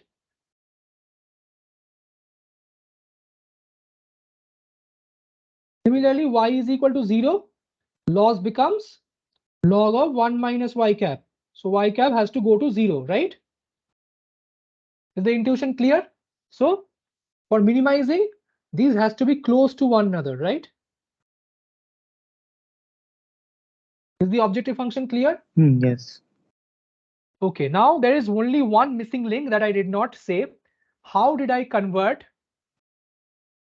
log p theta of x to this distribution of yi is given x, right? Why? How did I convert this to this? Any idea how did I do it? So what is x? X is your x comma y. Do you agree? Our data set is, it's a training, it is called a supervised learning. Therefore, you have a label and you have a features, right? You have both of these. Yes or no? So what do you want to maximize? You want to maximize your capital X given theta. Yes or no?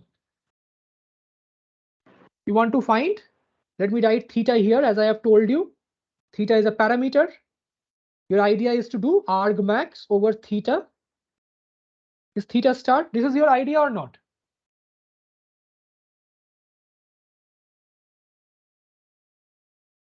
Correct? If you have n examples, am I able to convey myself? Okay. Which is also equal to argmax of theta.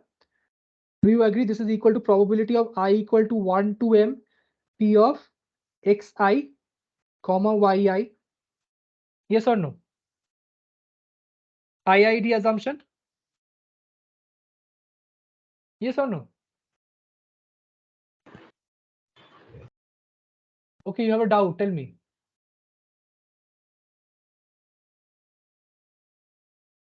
No doubt?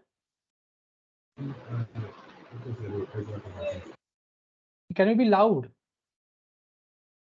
No, sir, it's You okay. can't hear me. I can't hear you. Sir, Yeah, sir, I think it's okay. It's okay. yeah. So what will I do to convert this? What is my idea to convert it to p of y given xi, right? Yes or no? This is my idea. So it will become argmax of log of I equal to 1 to m log of p theta of yi given xi. Yes or no? Do you agree this is equal to, if I can model this using some theta, this will be your x comma yi by the probability of xi, the real distribution, right? The distribution of, I'm not going to model p of xi. I'm going to take it as a data distribution. Do you agree this is the case? I'm not going to take theta here because this is coming from the data, right? I'm going to just model the conditional distribution. So if I do get that, do you agree I'm also going to get argmax log of I equal to 1 to m log of p theta of yi given xi, right? Plus log of, so I'll put summation instead of this, I equal to 1 to m plus log of pxi.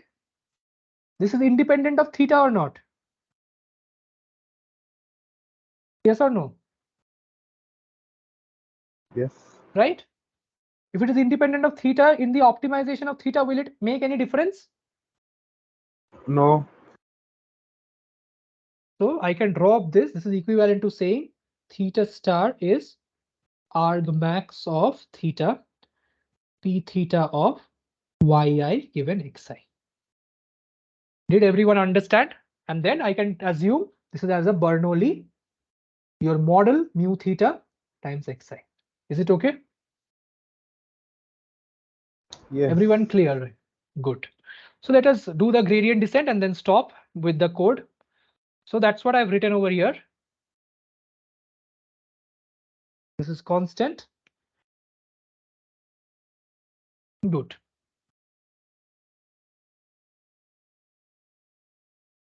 Now, what can I do? This is also known as assuming equal prior for the entire data. But anyways,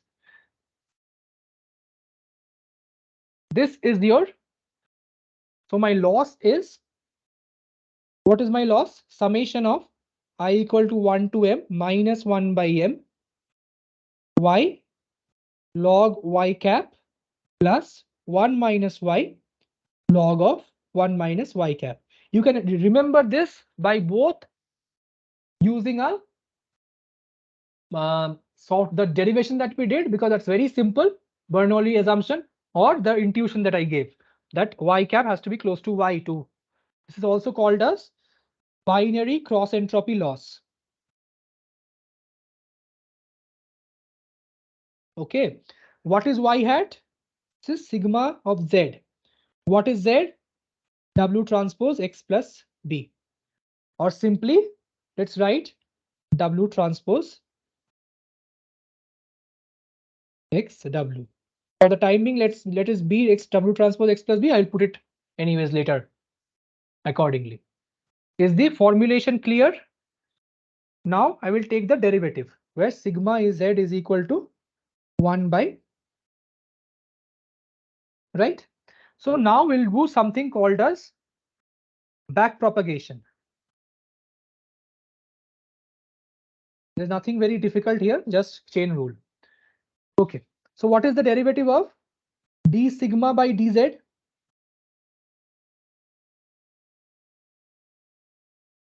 What is the derivative? Help me so that we can derive it together. What is d sigma dz? If I take the derivative of this, 1 by,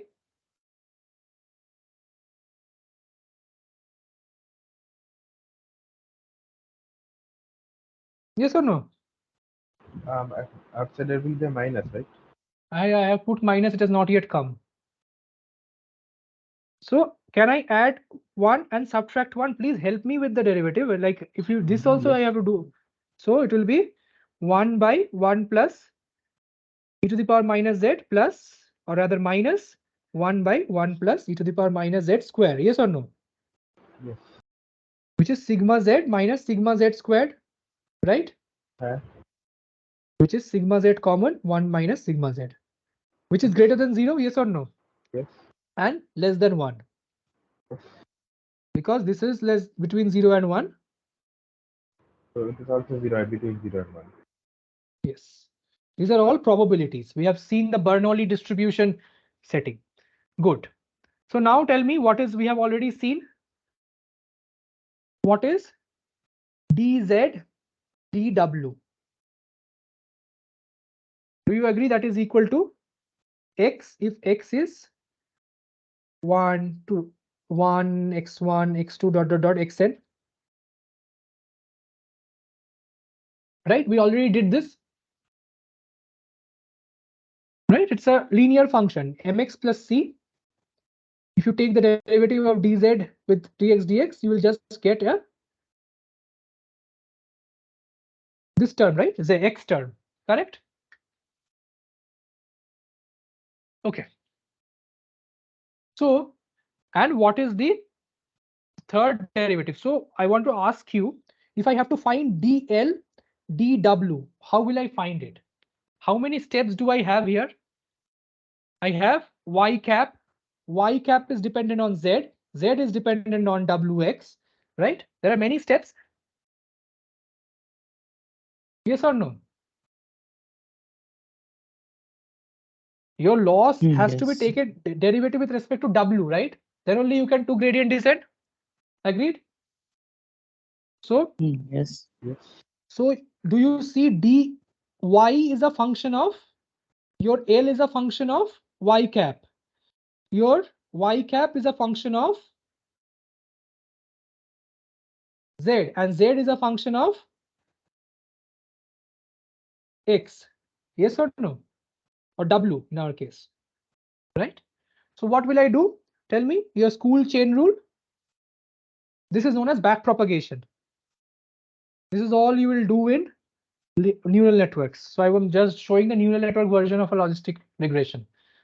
So this will be dl dy cap into dy cap dz into dz dy dw. Yes or no?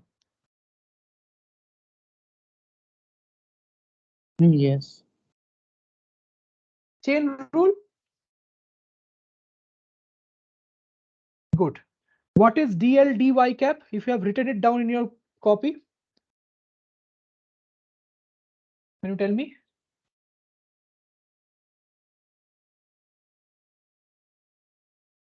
What will be the terms inside?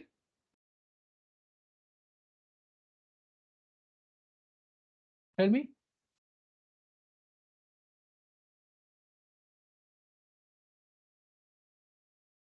Derivative of L with respect to y cap. What is it?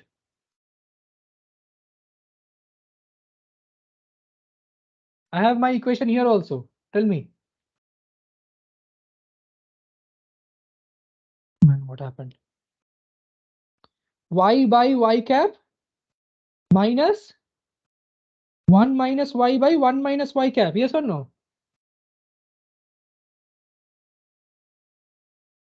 But the I'm taking, previous minus.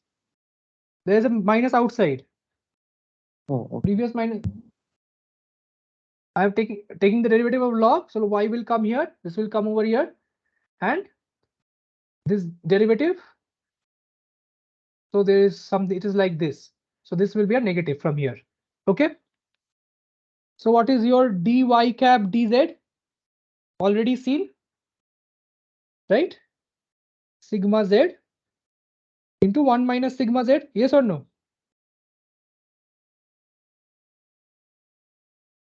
Correct? Yes. What is sigma z? Do you agree this is equal to y cap? Same thing. You have said Yes. what? Yes. So your y cap 1 minus y cap. And finally, dz dx is your x. Right? dw is your x. Or if you do with respect to the jth thing, you will have xij. Yes or no? So put all of these together, just as you had put in the.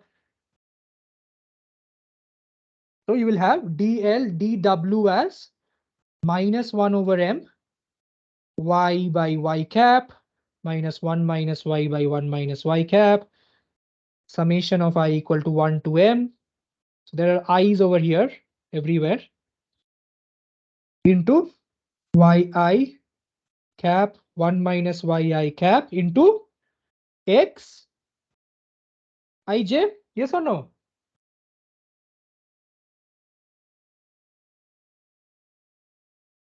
Right? This is dl dy cap dy cap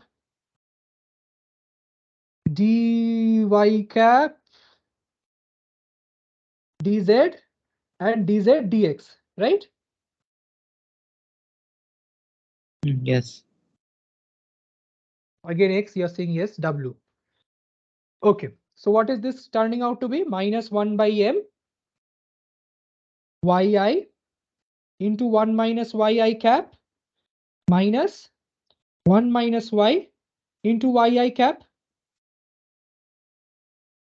into x ij I equal to 1 to m, right?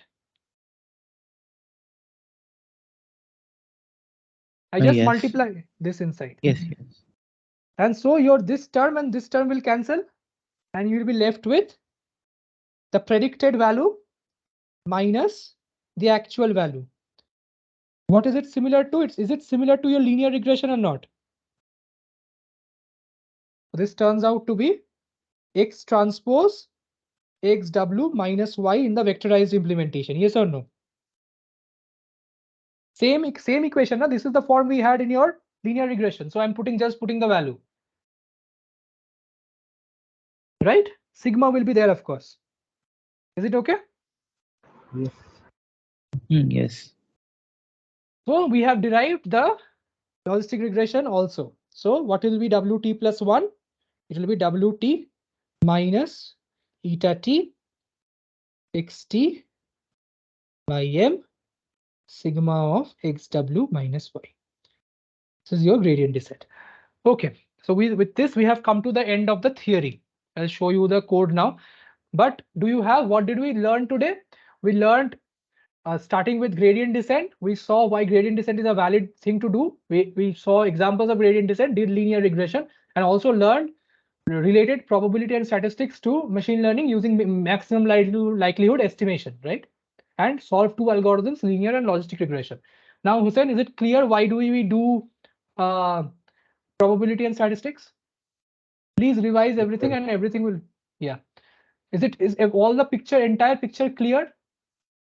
Starting from maximum Yes, likelihood. sir. One. Very good. So let me write, can we write the code now? My code is already written. I'll just show you the outputs and I'll share the code also with you so that you can do the assignment. In your assignment, what is given to you is regularized version of the logistic regression and linear regression. So L plus W squared. So if you want W to be small, you may add the norm square of W, right? To the loss or the first norm. So say again, linear algebra. After this, if you start machine learning, it will be a cakewalk, but you have to revise everything that I told you. This is called a ridge regression, right? And this is called a lasso regression. What am I doing? I am penalizing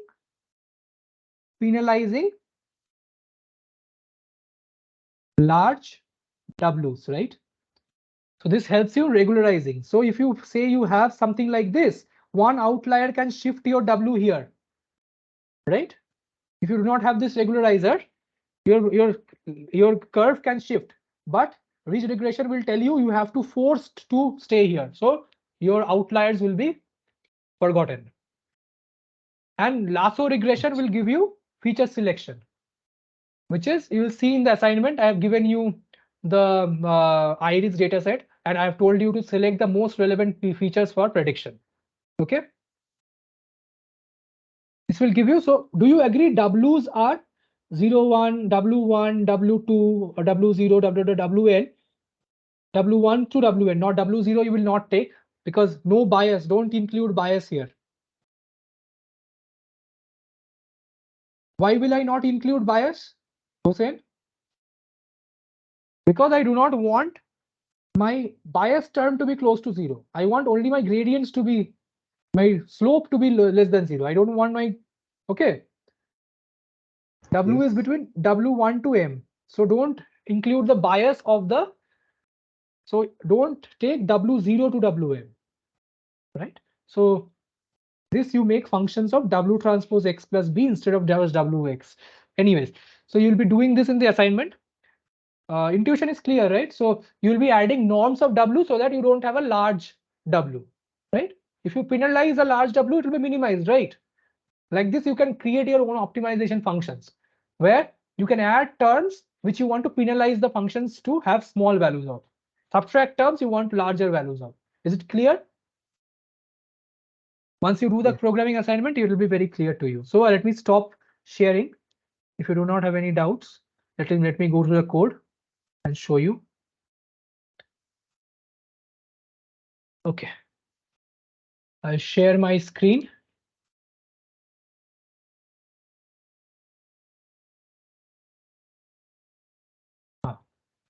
Are you able to see my screen and also see me? Yes, sir. Again, Hussein, you have raised your hand. Any question? No, I have not.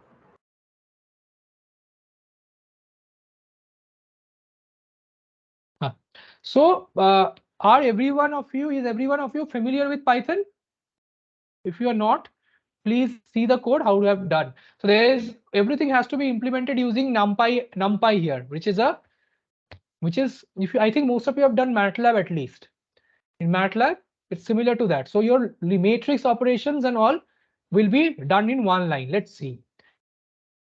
So these are the libraries that I will be using. You will use the same libraries. Not anything, not more than this will be allowed. You'll have to code everything from scratch. NP is going to give you the it's a matrix library. So it's a library that does matrix operation. I will share a Jupyter notebook with you. You can use Google Colab to complete that. Okay. Don't need to use your, if you don't need to install anything on your computer, just upload it to Google Colab individually, do it and then submit the completed file. Okay. So I will be taking this toy example where I have taken a bias. So as I was telling you, Shoptoshi, that I can write y. So I was as a function of W transpose X plus some noise, right? Yes or no? Yes, yes, yes. Yes. That will be a toy example.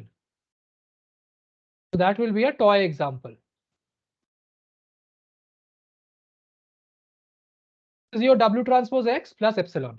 So I'm going to plot the scatter. See, there is, you can see visually there will be a line like this, right? Good. Yes. But so closed form solution. Just a second. So closed form solution, we already know there is something called a mat multiplication is X transpose inverse X transpose Y, right? Yes or no? Yes. Good. So X transpose X inverse I've already found. X transpose X, and I put inverse over here, and I put this over there. Okay. So I'll get a closed form solution or not? I'll get. I just want to show the closed form solution. Yes. Now let me do a plotting. So this is my what my algorithm says for a closed form solution, right? I have just plotted W0 plus W1x. No problem whatsoever. Okay. Gradient descent. Loss is this, yes or no? I have written the loss in terms of, is it the mean square error? XW minus Y squared, yes or no? This is your predicted value of Y hat minus Y non-squared.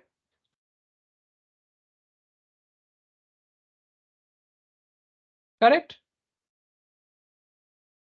Yes or no? Yes. So you can write norm square as what we have seen in the class as Y hat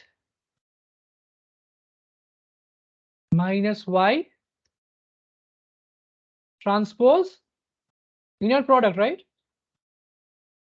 Y hat, instead of taking the sum, I can just write this. Agreed? That's what I've done. Is it okay? Yes. And then the gradient descent, we have already derived the derivative. Same thing I've done over here, X transpose WY minus X. No doubt. Hopefully, all right. Let's see. Yes. So length, there'll be two. So Length of y I should not divide over here, right? I should divide length of y somewhere here to be exactly correct. Although I told you I can do whatever I want with constants, isn't it? This is what I should do, right? If I do this over here, then I'll get a square of length, right? The square of the dimension of the number of examples that I don't want. Is it okay? Okay, let's see. So, see, now I did gradient descent for 100 epochs. Did it match? 3.121718, 3.121718, 0.014 matched, right? With the same closed form solution, right? Yes. Good. So now I have plotted the learning curve, that the loss, how the loss decreases with time. Is it okay? This is how it will decrease with time. It goes to a minima. Mind the learning rate also. You can use a smaller learning rate. Then what will happen? See, you will not converge first. You have not converged yet, right? To 3 and all. See, I will do another plot. If I do it for 10,000 epochs with a smaller learning rate, I'll get the corresponding. Now is it matching? So learning rate must be appropriate. It must not be very small. Neither it should be very large. So this is the learning rate. I'll be putting this up. Yeah, this is the learning rate for this. So it has not converged yet, right? Understood? Still possible to converge. So large number of steps already. I have already done this. Good, good. Oh, sorry, I just wrote for no meaning. Anyways, we have done this. So very large learning rate. What will happen? See, I have taken a learning rate of 2. See, it is not doing anything, right? It has not learned anything. It has gone out of bounds, right? It has overflowed because it has exploded. The gradient, I showed you that there can be oscillations and they can jump to infinity if your learning rate is too big. Yes or no? Okay. Yes. See, this is what happened here. Similarly, for logistic regression, I'm taking a dataset called as the iris dataset. You could have also taken the breast cancer dataset. It is more challenging. If you want, you do it in the assignment, but I have given you a easier problem. It's only 150 examples. So there are 5 features, and you want to predict with of 3 classes: Sentosa, versicolor, or Virginica. So I'm going to input this dataset, and I'm taking the second and the third sepal length, sepal width, and sepal length, petal length as the features because I want to show you in a figure. And I am trying to distinguish between Virginica and the rest. So Virginica is 1, which I have made y equal to 1, and the Sentosa and versicolor as the rest. So I have a 150 by 3 and 150 examples. So I'll do, so this is the plot, right? This is one color, Virginica. This is the set, and this is the Sentosa or versicolor. You have 3 classes. So ideally, these two are 2 different things, but separating these would be simpler. So we will do a more difficult task. So here, sigmoid function is 1 by 1 to the power 1 plus e to the power minus x. Similarly, y hat is sigmoid of this, and this is your loss, right? 1 minus n y log y into 1 minus y minus y log hat, sum of them over all the examples. Yes or no? This is the loss we just saw, binary cross entropy loss.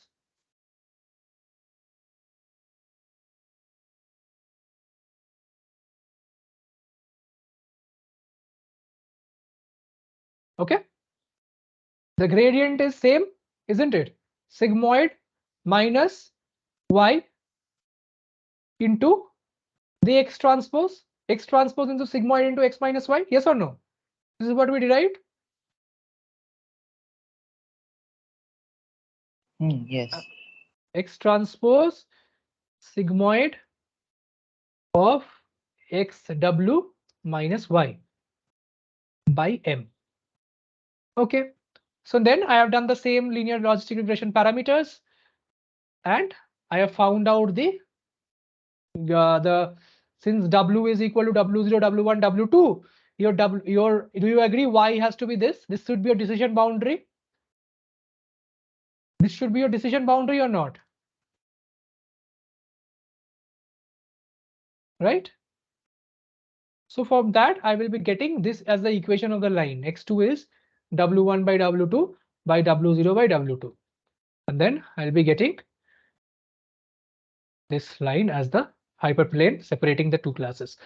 Is it clear? So in your exercise, you will not have two features, but you will have n features where you don't need to plot, but you will have to tell me which are the most important features for selecting for differentiating between these two classes. Is the code clear? I'll share the code with you, but the idea is clear, right? Yes. Okay. So we have done the code also. So in case you have any, try to do both the program using my code as a reference. I think you'll be good to go. Okay, I'll stop sharing and then take final comments. So it was great taking the course, but I'll take the final comments after stopping the recording.